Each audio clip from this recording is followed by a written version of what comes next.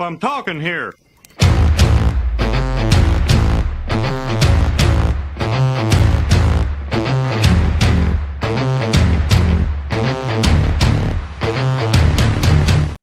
Hello, everyone, and welcome to Hey, I'm Talking Here. I am your host, Steve Rizzo, and we have a really good show for you today. We will introduce this person in a few minutes, but I just want to let you know, as you all know, my regular viewers know that the show is brought to you by Conversations with Bob.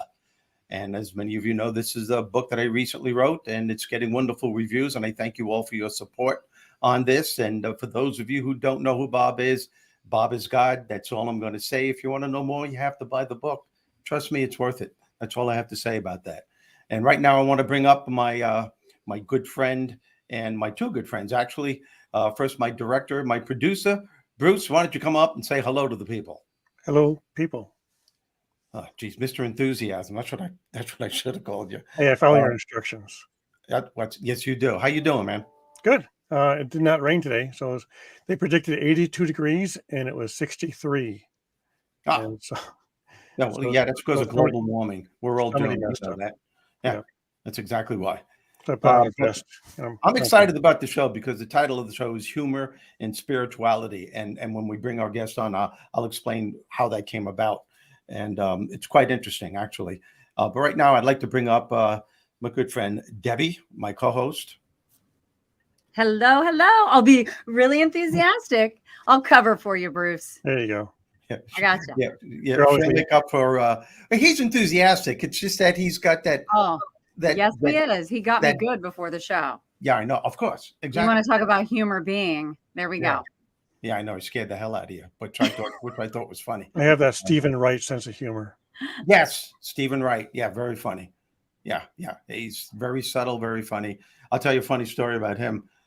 Years ago, and he was pretty famous at the time because he did a couple of Carson appearances, and Carson loved him.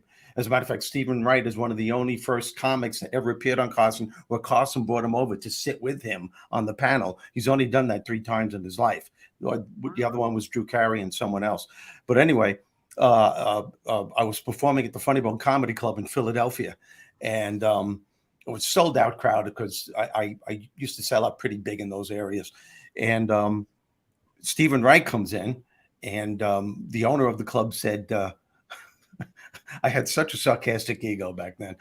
The owner of the club said, Stephen Wright's here. Do you mind if he goes up before you and does 10, 15 minutes? I said, no, not at all. So Stephen Wright comes up to me, introduces himself. He goes, I heard a lot about you. He goes, you don't have to let me go on before you. He goes, I'll go on after you. Don't worry. I said, Steve, you're not going to be able to follow me. Oh, no. So he goes, I'll give it a try. I said, okay, thank you. So I went up. I got a roaring standing ovation, and I had to come back for an encore to top it off. Oh my God. And as he's coming up, he's so funny. He passes me by and he goes, I guess I should have listened to you. Oh, that's awesome. But he did great. He did great because he had a name. He had a big name, so he did great. And also it takes a certain, different humor goes. Well, yeah, I'm high energy. I'm crazy, and all of a sudden he's like Droopy Dog. Well, now I'm gonna do a couple of more jokes for you, and that's his pace. You went from you to that. Oh God, that's insane. But he did a great. You know what? I'm talking here. I love this show. It's getting better every time. I'm so excited for this show. We were shooting this this party, and the guys hired the Spinners to come and perform, but it took them so long to set up that the opening act decided to go after the Spinners. So the Spinners did their performance, and then they changed out of their clothes to party with the great guests, and then the warm-up band comes on and says, hey, thank you very much for sticking around, and thanks for the Spinners for opening for us. Yeah, that's funny. That's funny. They can always say the Spinners. We all have our stories. Yeah. So, Deb, what do you think about the title of this show? Oh, I love this. We've talked about this so much. The fact that, I feel like a lot of people take life so seriously, and anybody else who has a sense of humor, they think that there's something wrong with it, when I think it's the reversal. Yep. And I am so excited for our guest to come on and just give it to us straight. Yeah. She's been on before, and I thoroughly enjoyed it. So, well, it fits perfect too from the way that we met, and we'll bring her up in a minute. But I got the idea because you've heard me coin the phrase, and as a matter of fact, my first book was called "Becoming a Humor Being," and I believe everyone on this planet is born with a humor being within them. Unfortunately, most people go their entire lives never knowing they have this power, let alone how to tap into it. So let me give you folks just a little refresher, and we'll bring Lisa on. Your humor being is of your higher nature, your higher self. It's the God part of you. It's the part of you that brings out the best in you when times get really tough. What your humor being can give you more than anything else is peace of mind and emotional stability. And that's all I'm going to have to say about that. And now we're going to bring up our guest, a very good friend of mine. I've known her for 43 years. Please welcome Lisa Perna. yeah, I will step out. See you, Bruce. Thank you. See you, Bruce. Hey, Hey, what up? What 43 years? Yeah, Man, think about it. that's a long time. I You know. must have been at the hospital when you were born. Yeah, we'll go with that. That's why I like Debbie. That's right. That's Well, right. think about it. We've really only met each other, I guess, what was it, 4 years ago for the first time in a long, long time.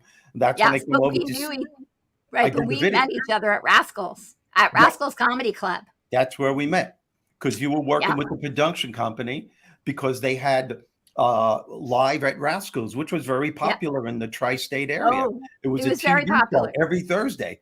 And Yep. and Rascals was considered one of the top two comedy clubs in the country, Yep. year in and Yep. year out. And there was Yep. standing room only going in there. And I performed there quite often. And that's where we met. That's where I met your husband, Rob, a good friend of Yep. mine. And because he was the producer, director, he was in charge of everything. And you worked with the crew. And it's funny, when I look back at some of those TV episodes, it's totally different than what I do today. But I know, but we loved you. Well, okay, so the truth is, so I worked with my husband, but that came later because I was a waitress. Exactly. I was a waitress. Oh yeah, I was slinging drinks. Just saying. Yeah. I'm just saying. And so when Steve was performing, we were all so happy. We were like, all the waitresses, because we would be laughing and we would be in the back as we were getting our drinks and we'd be doing his stuff. He'd be starting to say it. We were finishing it in the back and we're like laughing and the audience isn't even there. We're like, oh no, we know exactly where he's going. It was the best. That's awesome. It was the best. Wow, you guys go way back. That's incredible. We do, but see, that's a beautiful thing about relationships, is that sometimes God will put people into your life and you don't know for the whys, but there's always a why. Yep. There's always a why. It could be for a reason or it could be for a season, but there's always a reason. You don't meet people for no reason. And that's why you're a perfect guest, because we started out with the humor background. Your life went into a direction that was unexpected to me, and my life went in a direction that was a little unexpected to you. Well, and also to Steve. We were both following God in our own way. Yeah. Right. And that's how we reconnected again. And by the way, Lisa is the author of her new book. It's a wonderful book. It's called Touching the Father's Heart with Prayer. There it is. Yep. And Thank you. And they can get that on Amazon, right, Lee? They can get that on Amazon, but today only. If you Kindle, you can get my book for free. Yeah. My Kindle version for free today, because today is 6 months. It's been 6 months since I actually published my book. Wow. Congratulations on that. Thank you. And I felt like I wanted to do something. I'm always about giving back. And I really felt like the Lord was saying, I want you to give it away. And I went, okay. Let's give it.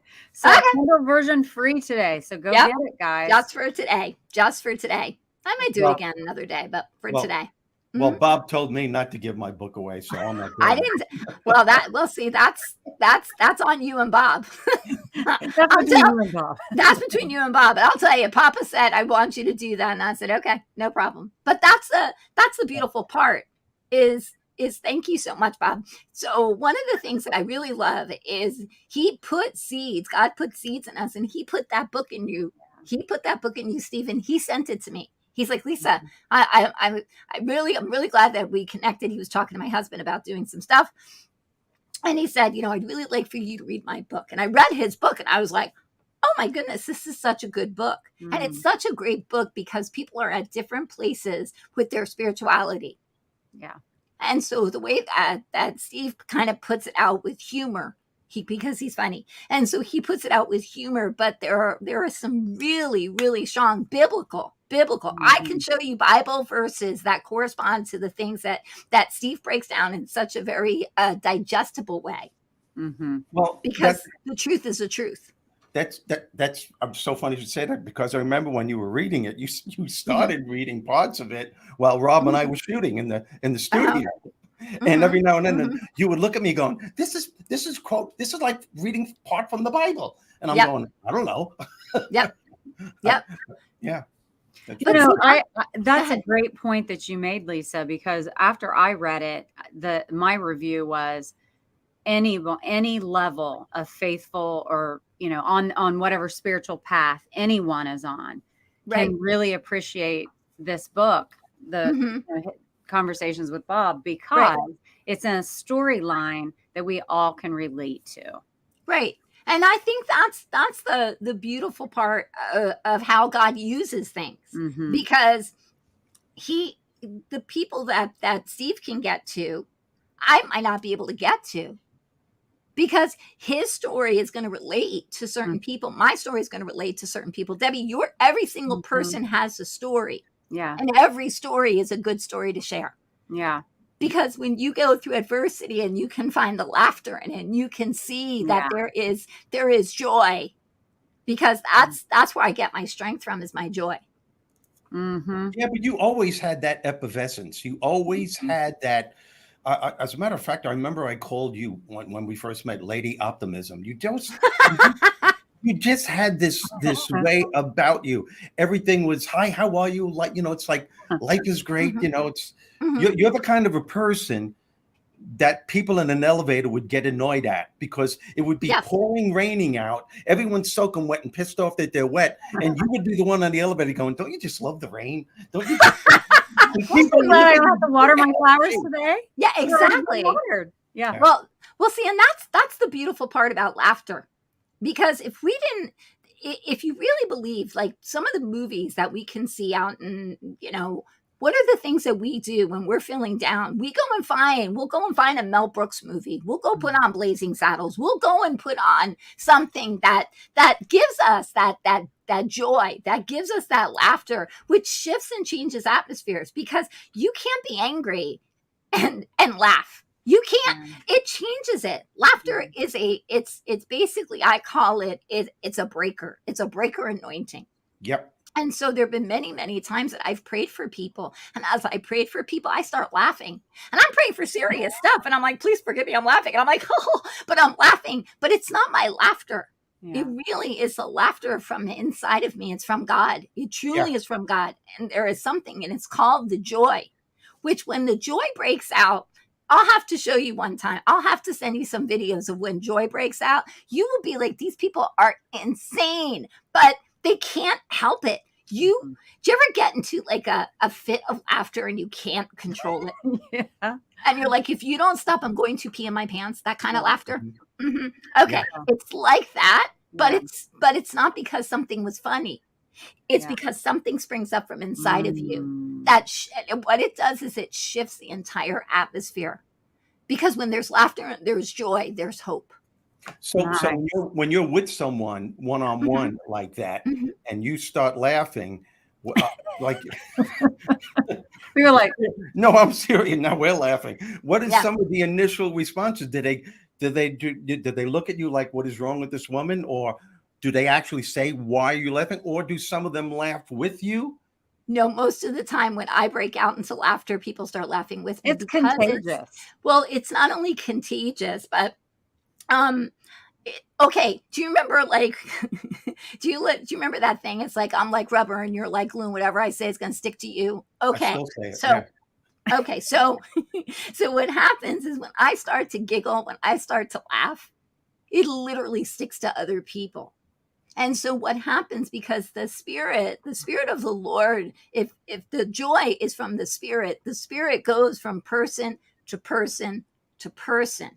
The spirit will travel, and people will talk about spirits and all these things, but Holy Spirit, the spirit of the living God, is so filled with laughter and so consumed with laughter that it starts to touch people, and it's almost like popcorn. You can see it like in a meeting when the joy What a when the great joy is analogy. released. Yeah.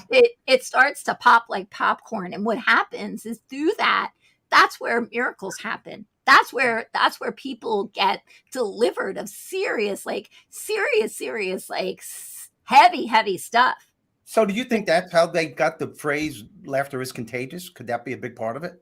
It could be. It Because definitely could be. that the spirit goes from one person to the next?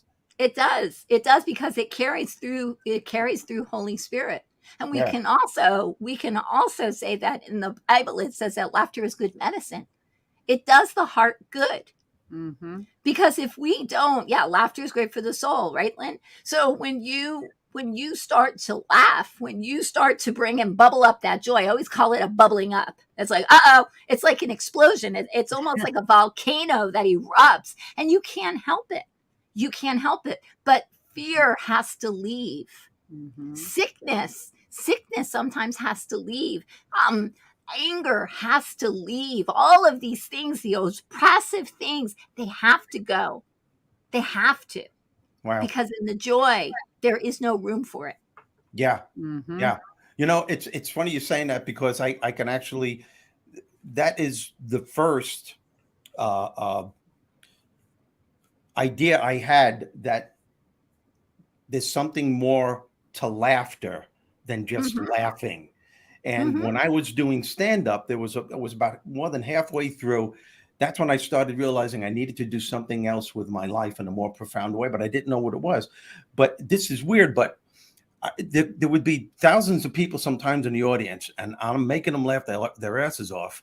But as I'm doing that, there's another part of me that started realizing that, oh man, I am making these people laugh. There's like 2,000 people in the audience, and some of the people in this audience are going through some really intense stuff right now.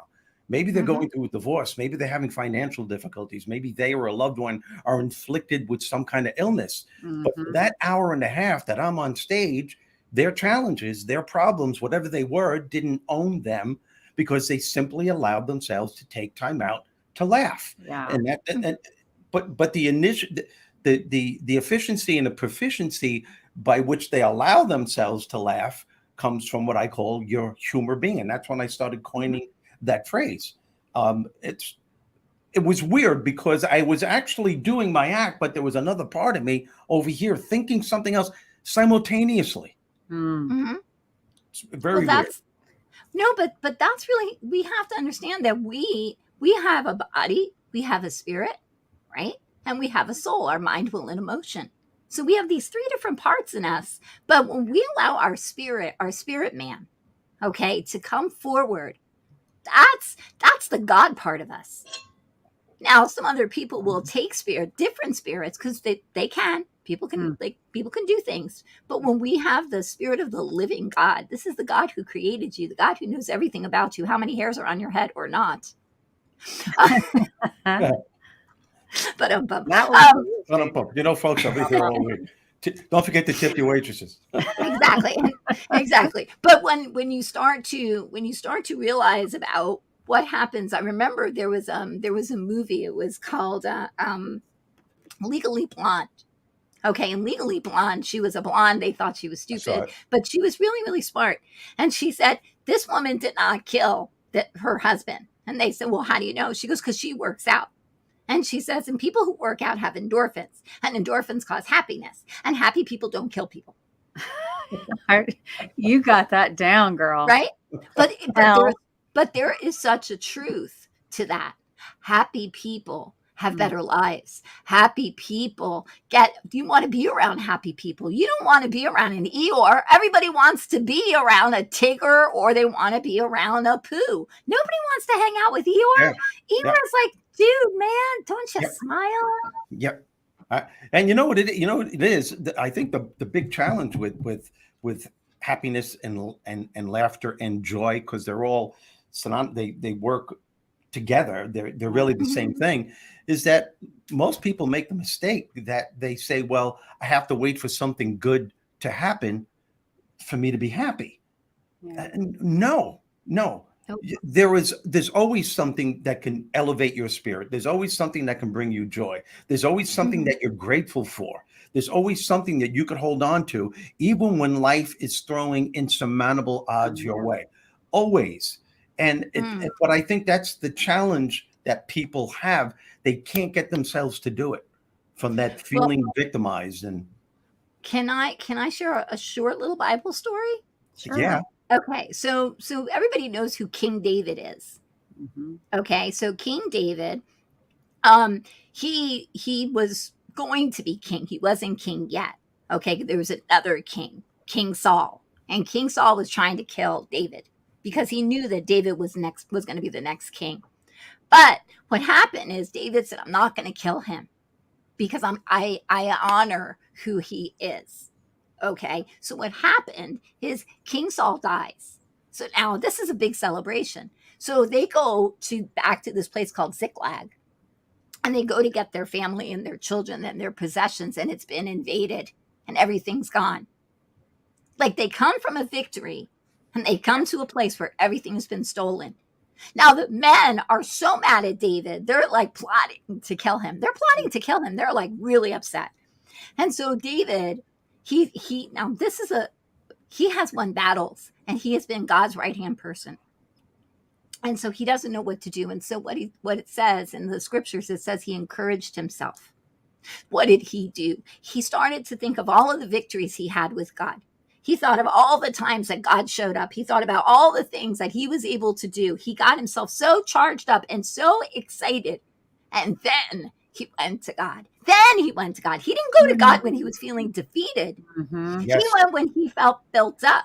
And Yeah. that's something that we have to understand when we're tackling subjects and problems, and we all have problems, but we can't come from a defeated mentality. We have to build ourselves up and say, well, if God did it for this person, he's going to do it for me. Yep. Yeah. that's Yeah. funny you said, because in the book Conversations with Bob, you just struck a chord. Bernie's complaining that his life isn't working and that Bob didn't answer his prayers. And he said, I did, but you have to meet me halfway. I could only do for you for what you're willing to do for yourself. You've Yeah. got, And you've if got- you don't see that there's a gift right in front of you because you're so blinded by negativity, right. you don't even realize that God is gifting you with things that you're just not seeing. Yes. When you're stuck in the negative zone, Yeah. it's very hard to get out. And sometimes, it's a discipline. It's a discipline that you have to create within yourself. And correct me if I'm wrong, Lisa, the more you reinforce that discipline, the more it becomes a part of who you are, because the more you're going to have those aha moments like, holy shit, this really works. Right. Well, and it's just like with the topic of this broadcast is called, hey, I'm talking here. Yeah. Okay. Sometimes our spirit is trying to talk to us and our flesh is saying, but I can't. And sometimes we have to say to our flesh, shut up, you. Yeah. Shut up, you. Go sit back, because my spirit is going to come forward, because my spirit is one who's going to be connecting with God. Because our flesh is a liar. I just heard Archie Bunker. Lisa. I just heard Archie Bunker when you did that. Shut up, there, you. Shut up, you. Right? And the spirit is, I'm trying to say something to you, Archie. Oh, shut up, you me that thing back there. It made me laugh when Lisa was like, your flesh is a liar. It is. You know? Well, okay, when you are trying to work out, what's the first thing you have to do? You have to tell your flesh to shut up. Yeah, shut your But I'm face. tired and I don't want to work out. No, shut up. We're doing this. Yeah. And that's in everything. And that's also in your humor. Wow. That's also in your joy. What a great You point. have to say, wait a second. I don't care what you feel like. Yeah. I know that I'm here for a purpose and there's a reason. And so what am I going to start concentrating on? Sometimes it's about putting music on. Yeah. Music soothes the savage beast. That's what. And that's joy. And that's, Oh my God. Gee, joy. these are some great, oh my Bob. She's giving us some good one-liners, right? I'm serious. So when you start to worship, now I'm a worshiper. I love to worship and to sing. But guess what? I can worship God just listening sometimes to love songs. You know that? You don't have to just listen to all kinds of Christian music. Yeah. You can listen to love songs and know that when you're speaking, like when they're talking about that person that they love, I'm talking about God. That's where my heart is. He knows everything about me. He created me. There's nothing that he doesn't worry about. And he loves me as much as I love myself. Now that can't be said for a lot of people. Right. There are people who can love you to a point, but they don't love you like they love yourself. Yeah. So when you start to get yourself into that, like you say, this negative zone, well, okay, how do I get out of the negative zone? Turn around. It's about, okay, I because you're in black. And it's like you have to get yourself back into the light, because in the light is in God's light. Yep. It's in the love of God. That's where the light, that's where the love, that's where the laughter comes. And so when we stop and say, hold on a second, I got to flip. Okay, how do I do that? That's well, the first key. of all, Yes. that's it. Right? So when so like with your books, there's so many beautiful things that you talk about. And even when you're on the stage and you would try to help people, it's about stopping what you're doing because it ain't working. Mm-hmm. And it's about turning and starting to go back to the place where you got lost. And that's the key. That is the key. And the thing is too, Lisa, is that, yeah, you have to turn it around. But the first step is you have to become aware of what you're doing to yourself. It's the recognition. As soon as you go, I'm doing it again.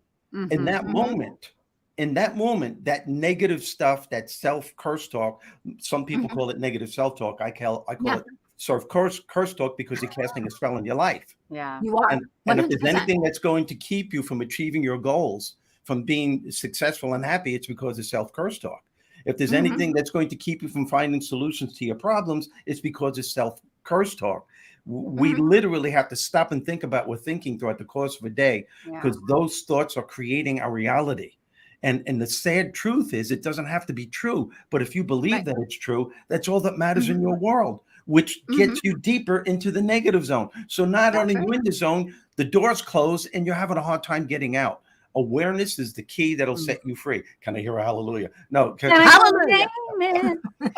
I know. And Lisa, when you're talking about working out and everything, this literally just happened last week. The first step is, shut your flesh up and get to the gym. Just get there. Right. And then once you're there, sometimes things get a little tough and you're in the process of doing this workout, blah, blah, blah. And I had someone say to me, Debbie, did you take a pre-workout drink or what? And I said, no, I had a little coffee, but the reality of it is it's the mindset. And in my mind, when I start feeling myself slacking or like, oh, this is getting too hard, I can't do another rep, I say, I'm here. I'm going to make the best of it. Let's go, Debbie. Let's go. And so, sometimes it is perceived as like beast mode, while I'm there, but it's here. It's what and Steve is so right. Being self-aware and being half the battle is understanding that you're doing that to yourself. And so many people just don't hear themselves, whether it's silently in their own head or the things that they speak out. And I really noticed myself shifting into a better place several years ago when I started being more self-aware about me. We're always ready to say, well, she doesn't do that or he doesn't do that. But what about you? What are you doing to help you? That's what we should be more concerned about and being more positive. And I loved, Lisa, when you said, build yourself up and then go to God in a place of praise. And, I need your guidance. I need your help, but I'm here, and I'm appreciative and it's awesome. I love it. Well, if you look at, like, everybody knows the Our Father prayer. It's in every denomination, like as far as Christians. Sure. Right. But it says, Our Father who art in heaven, hallowed be thy name. Okay. So what's the first thing that we're doing is we're praising him. We're recognizing him that he's holy. We're remembering him. We're coming in with thanks and with praises. That's how, let me ask you a question. If somebody were to call you and be like, oh, it's been such a terrible day and I really don't want to be here. And, blah, blah, blah, blah, and they start vomiting all over your phone. Yeah. You'd be like, dude, I got to go. Seriously. And that's the same thing. God is so patient and so kind with us. But when we've postured ourselves into a place of, no, No, I'm going to go before a king. You're not going to be bringing your garbage with you. When you go before a king, you have your best dress on, you have your manners down, you are ready. That's the same thing that we have to do. Is we have to remember that we're not slaves and servants. We're sons and daughters. We're his children. Mm-hmm. We can go to our Father anytime we want. Anytime we want. And this is the other thing, like what you were saying, Debbie, because I think that's so important. Like, it's in our mind. That's like, if people could understand that that's the greatest battle, because that's where the thoughts come in. And if you don't capture, it even says in the Bible, it says to capture those thoughts. Capture those thoughts, because the enemy is going to tell you you're tired. Your flesh is going to say you don't want to do this, and all of these things. And most of the stuff that came in because of stuff that happened to you as a child. Most. Oh, absolutely. It's past experiences. We're unconsciously bringing past experiences into the present moment. This is why people have a hard time succeeding, because they're confronted with a challenge, and all of a sudden, without them realizing it, failures that took place 30 years ago are coming up telling them this isn't going to work. You're not good enough. You're not smart enough. You're not worthy enough. You should have just played it safe, and you shouldn't have put your time and energy into this, because dreams are for other people and you're not going to be one of them. And some that's people Eeyore folks show. Yeah. What? That's Eeyore for sure. Oh yeah. Oh yeah. And that a healthy mindset starts as soon as you start your day. Most people start their days in low moods at best. And the scary thing is that they're not even aware of what they're doing to themselves. It's become a habit, because as soon as they open up their eyes, they're still groggy. They start thinking of the grueling day they had the day before, all the fires that won't put out, the irate people they had to deal with. Then they start thinking of the crap that has to be done on that day. And they can't understand. They didn't even take the covers off and put their feet on the floor. And there's a difference between starting your day going, hey, I'm going to start this. This is going to be a good day. And, oh, God, here we go again. And most people start with, here we go again. And they're not even aware. Well, I think when you start having an attitude of gratitude, I think that's when things start to change. Because like when I wake up in the morning, the first thing that I do is I start talking to God. That's the first thing that I do. And I'm like, thank you. Good morning, Papa. Good morning, Jesus. And I start talking to him. And now we can all hear from God.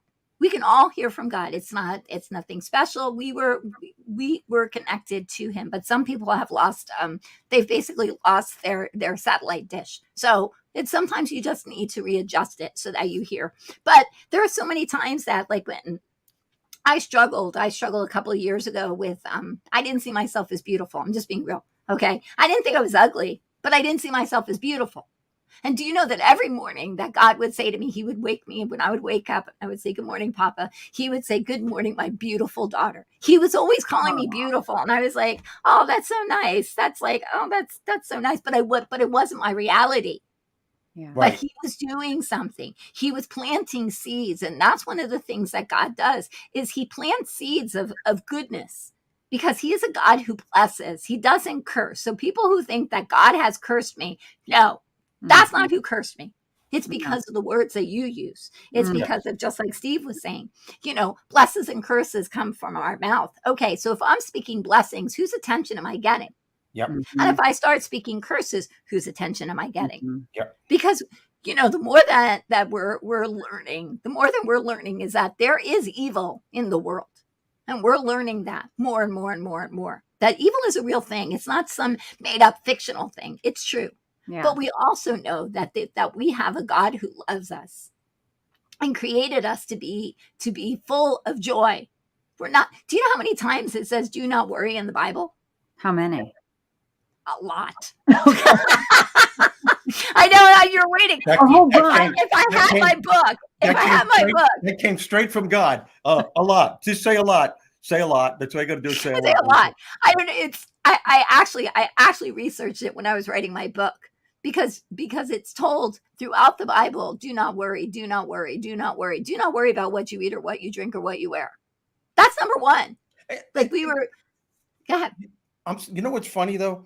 You're What? just saying don't worry. And I think the song that most people hate is Don't Don't worry, Worry, be happy. Be Happy. Yeah. I hear Yeah. people go, turn that shit off. I hate that song. When you're in trouble, your face will frown. That will bring everybody down.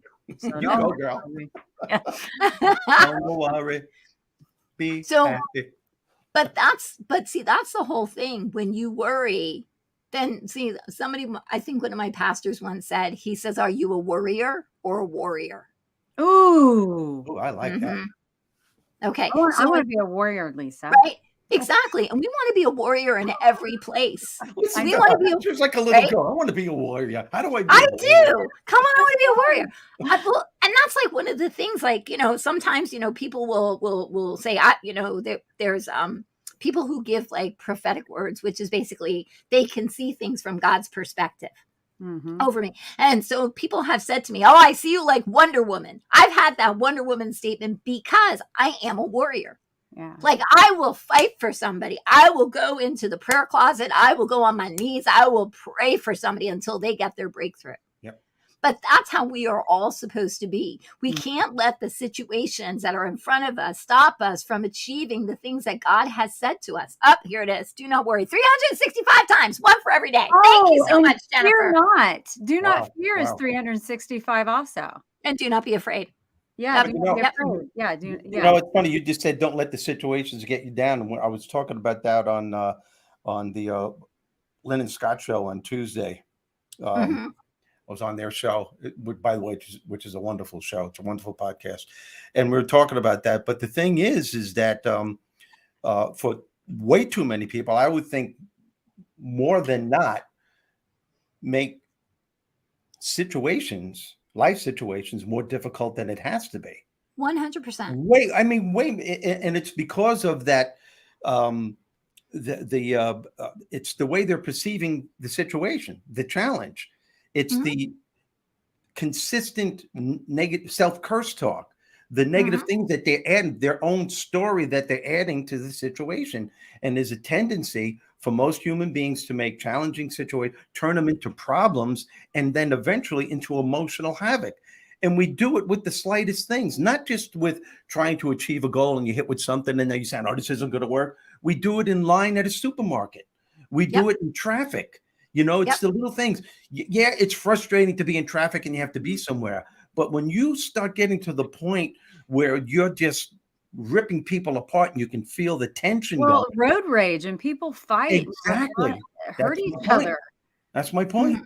How many times have you been in line at a supermarket? Go ahead. But that's all fear. That's all fear-based. Yes. See, do you know what fear, the true meaning of fear? I've lost control. Yep. When you lose control, you become afraid. Bottom line. Fear is the leader of the destroyer of the spirits. That's Every right. negative emotions comes from fear. That's right. Anger, Everything comes from self-doubt, fear. And overwhelm. every sin is fear-based. Every single one. But now the other thing too is like when we're going through our situations in life, okay, we need to just kind of take a moment and pause and say, okay, wait a second. Am I going through this alone? See, we're not orphans. See, so many people think that they do things alone, but we don't see the angels. Do you know that there's angels? There are angels all over the place. They help us.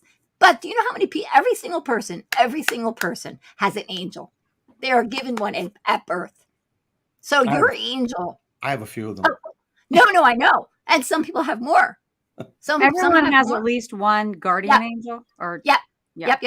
Okay, but this is the thing.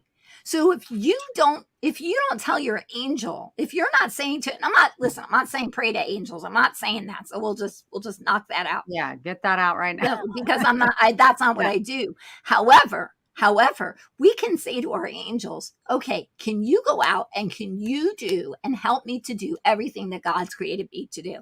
That's it.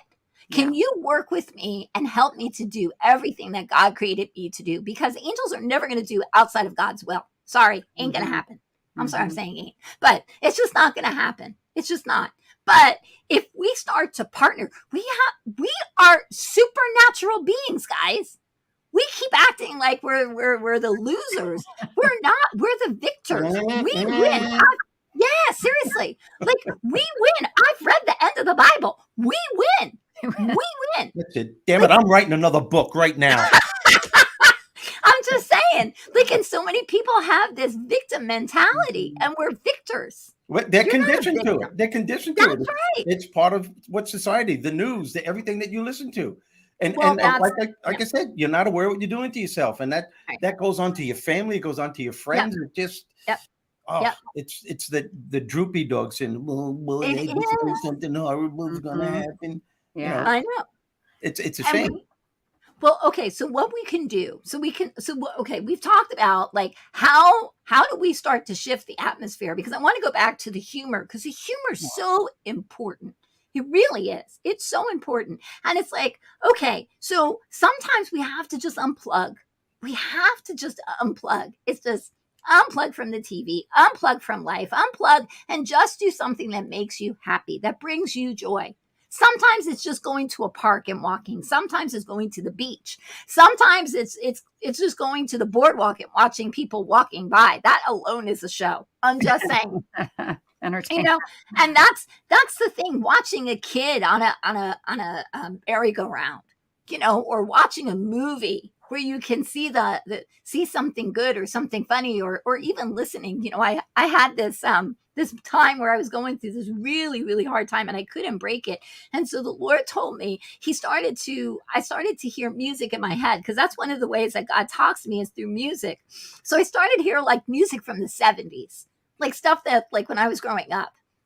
And I started to hear this music, and there was like a calling for me to listen to the music of the 70s. So I started listening to the music of the 70s, and I started feeling better. I was like, why do I feel better listening to music from the 70s? Do you know that the music in the 70s was purposely written to help people break from the trauma of the Vietnam War? Oh, wow. So the like higher frequency tones Yeah. or whatever. Well, it wasn't even, I don't know if they changed it, because they changed the frequency of music back Right. during the days of Hitler. You can go and Right. research that. Well, Yeah, I They- know all about that. It's crazy. I can't believe it. speaking of Hitler, if you read Viktor Frankl's Man's Search for Meaning, Yes, I have. which is an incredible book, Yes. there's a whole almost a whole pages of it where he has this quote, and I'm paraphrasing it: everything can be taken from a man but one thing, his attitude, the one right to choose his own way regardless of their circumstances. Yeah. And he talks about one of the things that helped him to survive, even though he knew his wife and daughter were murdered and he was in Auschwitz, Yeah. was that every day a group, not all of them, but a huge group, would promise to create a little satirical play at the end of the day with a lot of humor to make fun of the situation that they were in. And what he said at the end of it, and he said, the reason why we did this is because sometimes nourishment of the soul was more important than nourishment To the of the physical body. body. Yeah. And the reason why he used that quote was because most people would pass on their daily rations to be a part of this satirical play that they did, because nourishment of the soul meant more to them. It helped them to persevere through the crap that they were dealing with 24/7. And the people who didn't make it, that passed away, Yeah. are the ones who, well, they gave up. They just were negative. I'm here. I'm never going to get out. Yep. You know. Well, see, and Yeah. that's how the enemy gets us. Mm-hmm. That's how our negative emotions, our negative thoughts, that's how we become the victims. But what's really cool is that if you think about all of the Jews, they were just that. They were Jews. They knew the Torah. They knew the law. Do you know that most of the laws that were written, most of the things that they learned and how to overcome, because the Jews were overcomers. Oh, yeah. You can see that through the Bible, but it was because of their faith in God. It's because God took them through there, and they knew that laughter does the body good, because laughter that does the body good, that was in Proverbs. That was in the Bible. That was in the Tanakh. Like they know the Old Testament. They know it. And so they were trying to pull and to do things, because for centuries and centuries, Jews have gone into captivity, and then they were released, and then they got into captivity and they got released. But the one consistent thing is God was with them. And so all they had to do was tap into God again in order to get their strength, to get their encouragement, to get their hope, to get their faith. Because if you have no hope, you have nothing. Mm-hmm. When people lose their hope, they're done. That's Right. it. That's yes. Wow. That's it. When you lose hope, you've lost everything. Mm-hmm. You know, have. it was weird too, because I just had a quick flashback, because yesterday I Uh-huh. was not in a good mood at all. You I need to was, call me no, on those dates, Steve. it was a That's nice. low mood. It wasn't that I was in a bad mood. I was in a low mood. Yeah. Okay. And I felt it going. And I didn't answer any phone calls, nothing. Okay. Mm-hmm. So I took out my laptop. I'm in bed. I'm under the covers. And I just put on YouTube, and I started watching the Seinfeld show bloopers. Right. And Oh, there you go. Everybody Loves Raymond bloopers, and the Mhm. Dean Martin comedy roasts. And Mhm. I was actually Crying. in tears, hysterical. I mean, Mhm. just hysterical. And I Mhm. just, and you know, because of what I do and because of what you do and what we do here, Debbie, we're more aware of it than most people, because this is what we talk about. Mm-hmm. And the awareness hit me with such intensity when it was all over and I finally was tired to go to sleep, that I got pretty emotional on how something so simple could shift your thought process, the way that you feel, your belief, and your attitude. But the problem is that most people are so stubborn and so used to, they'd rather hang on to the anger or the depression or the fear, whatever it is, because that's what they're used to. Not they don't know giving how to themselves a survive. chance. Excuse me? See, sometimes like depression has become so close to you that it's become like a friend. Yeah. And what would you do without your friend? Exactly. Mm-hmm. How would I? Because I've I could always depend on my friend. Right. Yeah. Because sometimes people will think that their depression or their tendency to pull away from people, that's their protector. It really is. Because when I've like ministered to people, I've ministered to women who have been in abusive situations or who have abandonment issues or have like, some kind of abuse. And so it's like they don't know how to break free from it, but it's really about letting go. It's about letting go, because if you let go of everything, then you don't need to have a protector. So some people don't understand. Everybody thinks that, well, forgiveness, I can't forgive them. I can't forgive them. But forgiveness is never for the other people. Right. Forgiveness is always for you. It's always for you. And so if you are in a place of bitterness, because that's what happens, unforgiveness brings bitterness, and bitterness takes your joy. And so if you think about, what does joy bring you? What does laughter bring? It brings you endorphins. Well, what does endorphins do? Endorphins are good for your body. It's good for your body. Yeah. Because people who are in depressing situations, like there are people, I know a lot of people, and this is not a statistic, but I do know a lot of people who've gone through really, really bad traumas. And after they get through the traumas, they wind up getting cancer. Have you noticed that? Yes.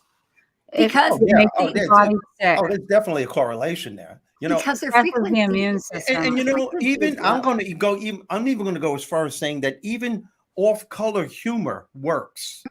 I'll give you an example. Humor works. When my brother Michael decided that hospice was coming to the home before he passed away, it was like 4 days before he passed away.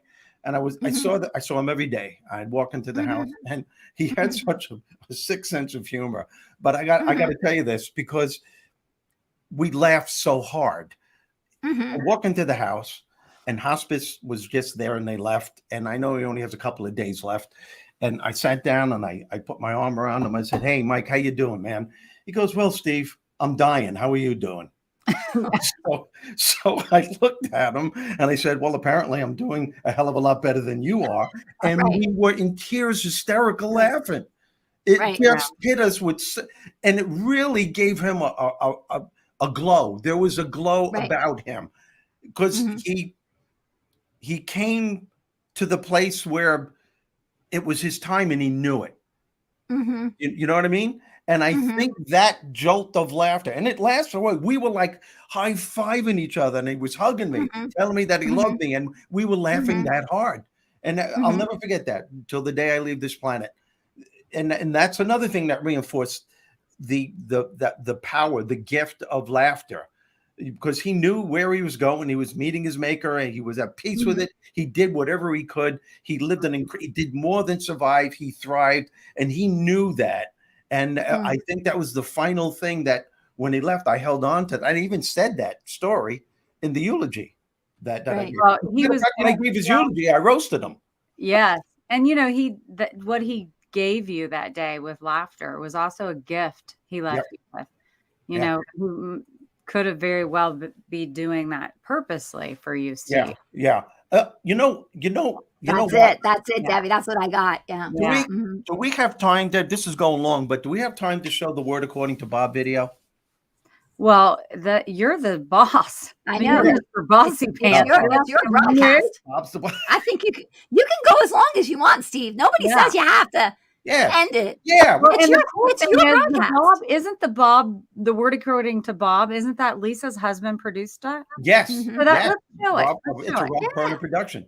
And so we're going to play this, folks. This is a perfect example on how humor is connected to spirit. And all that stuff. Yeah.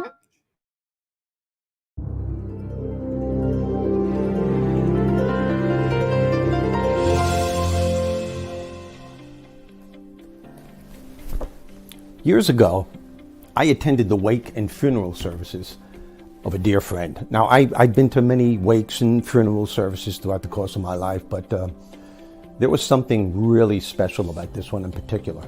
Awareness came over me that caused me to view the losses in my life from a totally different perspective. When the funeral service was over, a group of us met at a relative's house. Now, as you can imagine, there were still people consoling one another. But from across the room, I overheard someone telling a story about my friend, and I noticed that a few people were laughing along with it.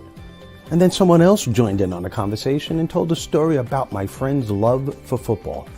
And before long, everyone was in this room laughing and reminiscing about the good times they had. And in the midst of all of this laughter, I had a strange, uplifting, powerful feeling come over me. And this feeling can best be described as what I now call a smile from within. I realized I was no longer grieving over my friend. My energy level immediately shifted, and I was temporarily delivered from my pain. And it wasn't just me. We all felt that special connection to him in that moment. In fact, his wife even said, I miss him and I always will, but right now, I feel as if a part of him is with us and always will be. And then her brother jumped in and said, yeah, I know what you mean. It's as if he's saying to all of us, it's okay, I'm okay. Everything is as it should be, and I will always be with you. At that given moment, my friend's death was not the point of focus. The only thing that mattered to all of us was the powerful feeling we were all experiencing. And we were all celebrating and embracing our spirit of love for him. And I believe it was our ability to laugh and reminisce about the good times that ignited that powerful sense of spirit. In such a very short time, our humor beings took us from a place of pain and uncertainty to a place of inner peace and hope. Laughter made us realize that throughout our journey, there really are no goodbyes, only good memories. The spirit moves on, and we all move on in turn in life. We all felt that smile from within that day. And I believe laughter derives from the spirit. It has a magical way of breaking down barriers and constantly reminds us that somehow, some way, we are all connected and never alone in our times of grief. Suffering may be unavoidable, but just plain suffering can be avoided. Finding the laughter in between the tough times is essential to living a happier, healthier life. And that, my friends, is the Word According to Bob.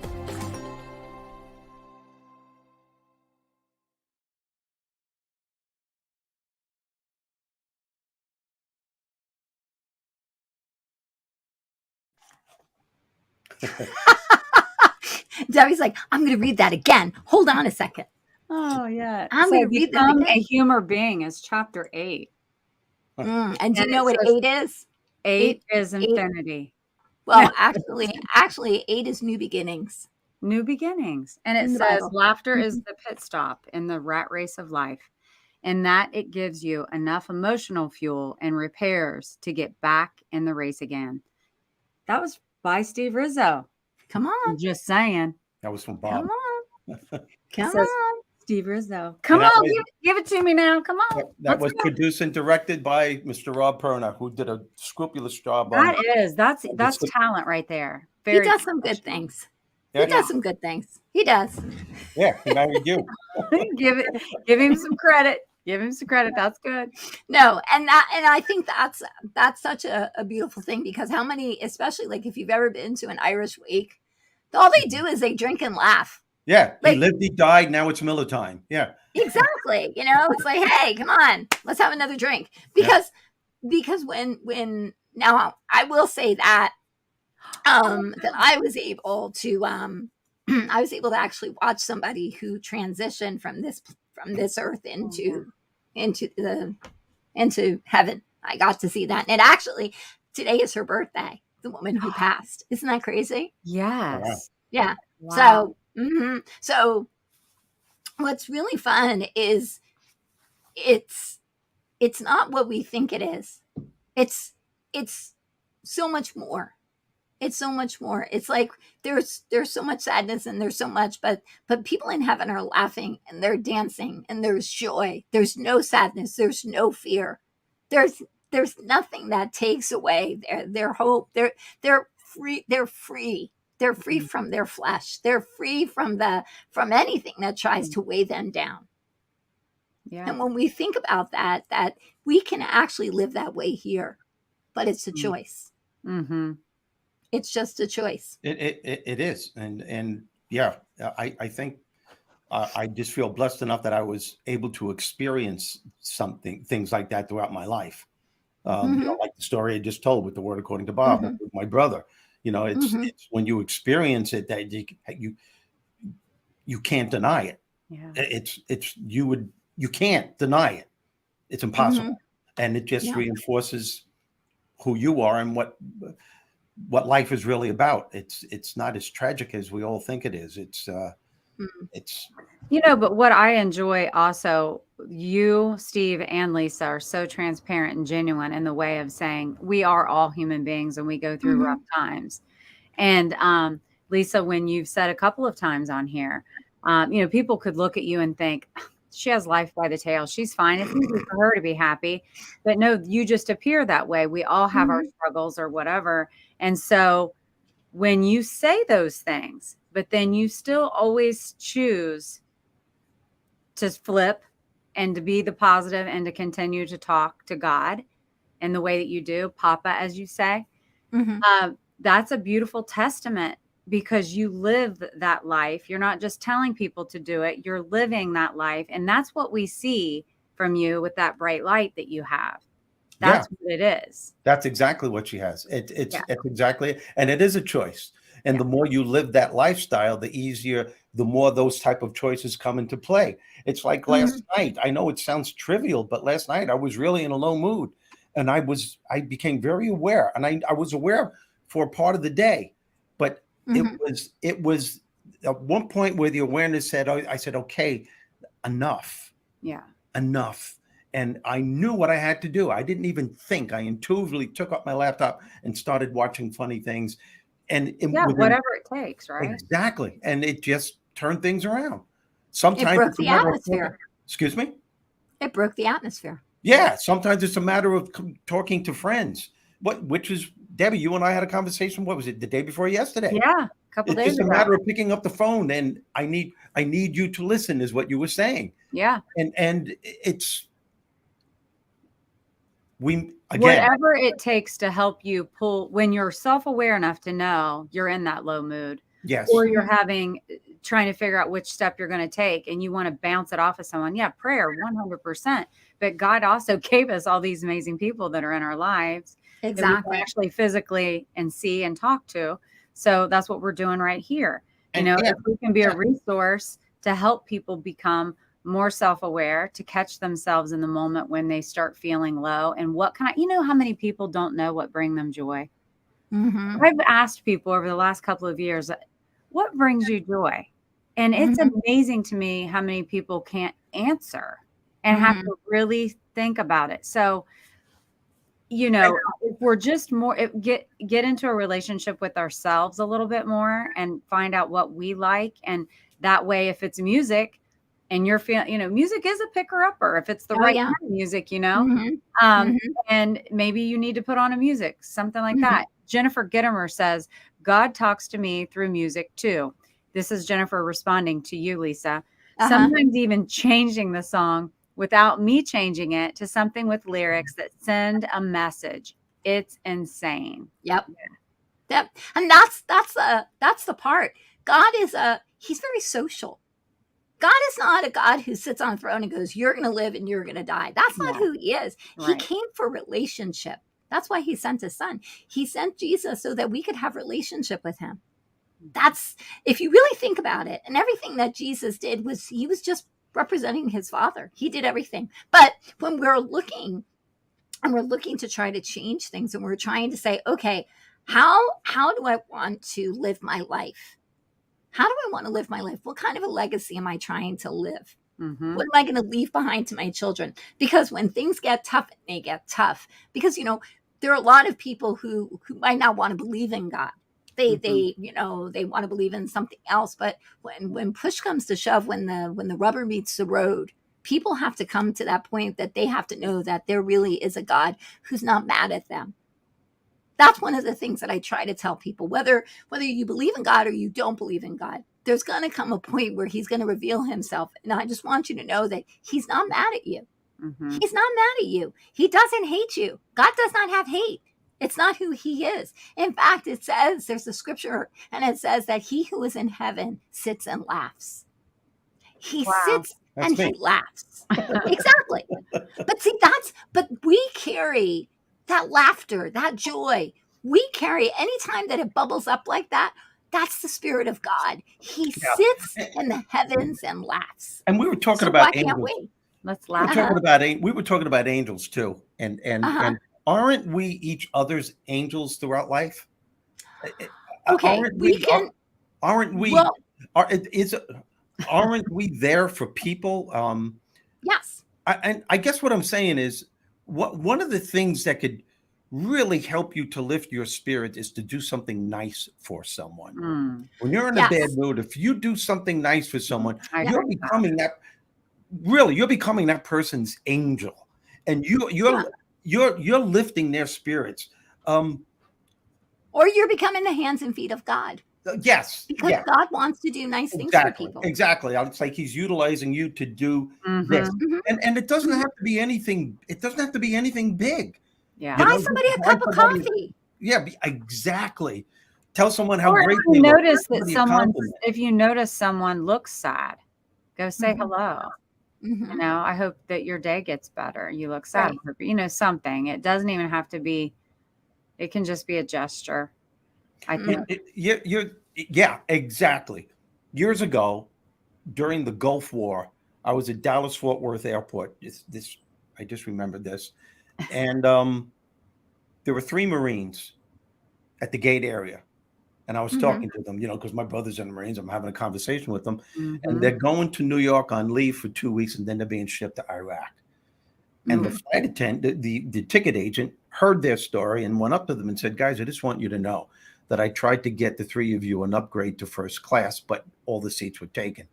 And I Mhm. wish I could have helped you." And they said, "Man, we didn't even expect it, but thank you for even Trying. considering it." Yeah. So Right. you Right. can see. So when I found that out, when I heard her say that, I was giving up my first class seat and I asked for 2 volunteers. I went around the whole gate area asking. Wow. I got 2 other people to do it. Nice. You got this. I'll remember this till the day I leave this planet. So you should have seen the look on these 3 Marines' faces when the 3 of us asked them to please take our seats. We were Oh. going to sit and coach, but Mhm.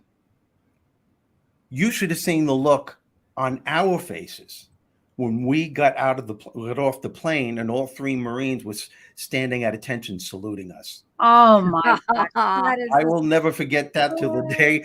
However, had I known I was going to sit and coach in the middle seat, I never would have done it. You're like, I don't know about this. I coach don't know business." about this stuff. Well, Oh and my gosh, that's good. and Yeah. that's the thing. It's like, look, God created he did not create just Adam. He created Adam and Eve because he said it's not good for us to be alone. Yeah. He created us to have relationship. He wants us to have many people in our life. And that's the thing, like when we get so lucky and so blessed to have people who see the same things that we see, who laugh at the same jokes, who dance to the same crazy music. That's when we know that God has put people together. Because I have people who I actually met through the internet. Some of my best friends I met on Facebook. Like, seriously. Like, I met them on Facebook. They're my best friends. They're some of them. And it's only because God's like, your tribe is in here, but I'm going to connect you with your tribe. I met Debbie on the internet. Yeah. Yes. We See, were on there we go. It was a podcast. It was See? in the Academy podcast. The Academy, yeah. Yeah. See? But that's how God does things. So he sends us. So the biggest thing that we have to remember is that when we feel terrible, like you said, Steve, what our nature is to cocoon, is to go and to be by ourselves. But doing that is really detrimental to us because we were created to be social creatures. Yes. In fact, if a child isn't held as a baby, they will die. Yeah. They will die. Yeah, they need that nurturing. They have to have that nurturing and that love. They have to have that physical contact. So when we feel our worst, get out, go for a walk, go and do something. Don't go into your room. Mm-hmm. All right. You have to change. Yeah, exactly. Or if you have to change, and if you don't, you won't, and there are consequences. He's gonna start. No, I thought we it was don't gonna be want like a Dr. Seuss quote there for a second. All of a sudden, You don't do it if you I do hate fine. green eggs, damn. Oh, the places you'll go. Oh, the places you'll go. James, Right? look what I started. Knock it off. Well, Let's yeah, read we a gotta couple- end this with a good laugh, right? We do. Come on now. We do. Debbie, let's read a couple of the comments, and then we'll sign off here because. Okay. By the way, Lisa, You thank never you so much know. for being Pat a guest. Lewis. Pat Thank Lewis you. says, "You never know when you're meeting someone who will change your life." Isn't that That's right. the truth? Come Yeah. on. Thank you, Pat. That is so true. You can go to the next one now, Bruce. I don't know. Soldier. There's no way that was 43 years ago. There is no way that was 43 years ago. I know. Bob Donnell, congrats on the 6 months for your book. That's to you. Thank you. Thank you, Bob. Hello, beautiful friends. Lynn Serrano. Oh, Laurie, I don't know which name to call her. Justine Ficken Ferrero. Hello, I know all. her, it's Hello, Laurie. Laurie. Known her for a long. She's a Linda very good Jones, good evening. And she's tuning in from YouTube. mhm. Lynn says it's an awesome book. Everything about the book is fantastic. I Well, love there it. you go. Yeah. Good peeps right here, says Sandy Archer. We love you too, Sandy. Linda Jones, we get so much joy from Mama Lisa, or only she can squirrel. Oh, I need to know. What's the squirrel? Okay, that's when you start talking about something, and then all of a sudden you kind of go off that way. Yeah. Squirrel. Squirrel. Take a sharp left, but you always come back, Lisa. You I remember do. where you left off. That's good.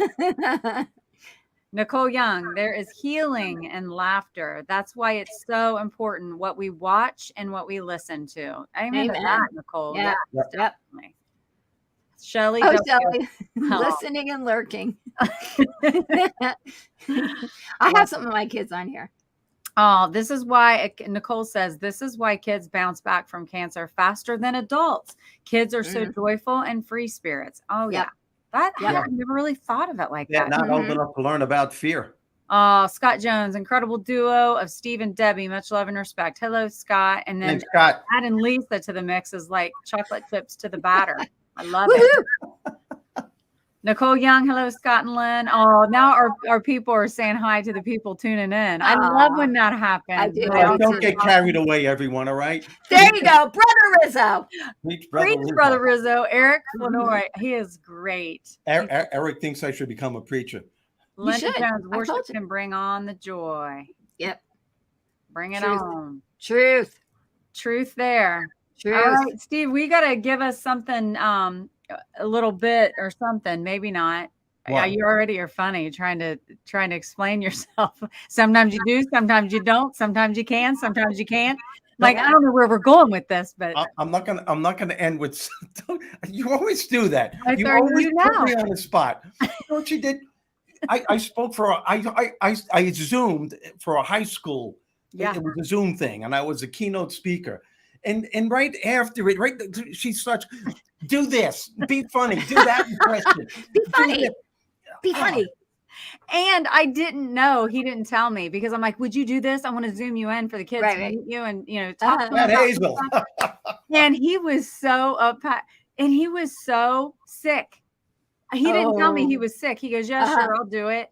And then like later that day, I got done at the school. It was at Ohio University. It was in their auditorium. It was, you know, college kids. Mhm. And I came home and I'm like, thank you so much. Everyone loved you. And he's like, Right. I'm so sick. I didn't want to tell you. Well, and so that's the mindset too. And he's so loyal. And so he said he would do it, and he did it. And anyway, that was the whole thing. But I do always put you on the spot. So with you knowing that, why don't you have something ready? Yeah, seriously. funny You're that funny. Pat Where's your Hazel funny? Yeah, where's your funny funny? that Pat Bring it. Hazel would tell me, Steve, be funny. He's following you because he's a comedian too, and he's like, he hates that. Yeah. Come on, comedian. Yeah. They do it all the time. You know, you're a comedian, make me laugh. You're an accountant, do my taxes. Leave me alone. Also, Steve sings. What? I will tell you, Steve sings. Yeah. Well, maybe you can sing us a little tune. He does. No, We still love it. We still love it because he would I have a sing. podcast we're doing, okay? I'm not singing, and I'm not going to be funny. Leave me alone. Lisa, I love it. It's the Lisa and Debbie show right now. You're no longer on the show anymore. Oh, that's awesome. That's awesome. No, this has been so fun, and I think that even though like it's silliness right now, that's how we're supposed to go through life, to find the silly, just to find the silly. And that's why I love why I love my grandkids. When I'm with them, I get on their level. I actually do. I can get on a 6-year-old's level. I just get on the floor, and it's just so much fun to let go like that. It really is. And that's kids can bring it out of you too. Oh yeah. You know, when you're with kids and they're being silly or whatever, it just, you can get right back into that groove. It's just fun to do. I get yelled at from my own son. I mean, he tells me to grow up. I'm sure. But see, we're supposed to be like children. That's how we're supposed to. Well, that's really how we're supposed to. Yes, because you know what? Can I just say something about kids? The kids believe everything. Kids believe everything, good or bad. Okay, but when you start to see God as a child, it changes things for you. Yeah. Some people need to start seeing him from a child's perspective. Yeah, that's pretty cool. Well, I love the fact that you said, and I know we have to go, but when you were telling us and everyone, God does not hate. He all your mistakes and all of your, flaws. He's not coming to you saying, you're this, you're that. He created us. He doesn't hate you. And he's the only one who could ever love you regardless. That's right. It's unconditional. It's unconditional, and he delights in us. Yeah. He delights in us.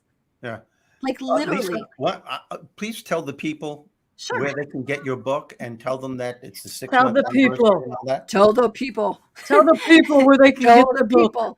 The people can go to my website, which is touchedbyprayer.com. Yeah. How about that? And you can also, I do a broadcast Monday through Friday. You know what? I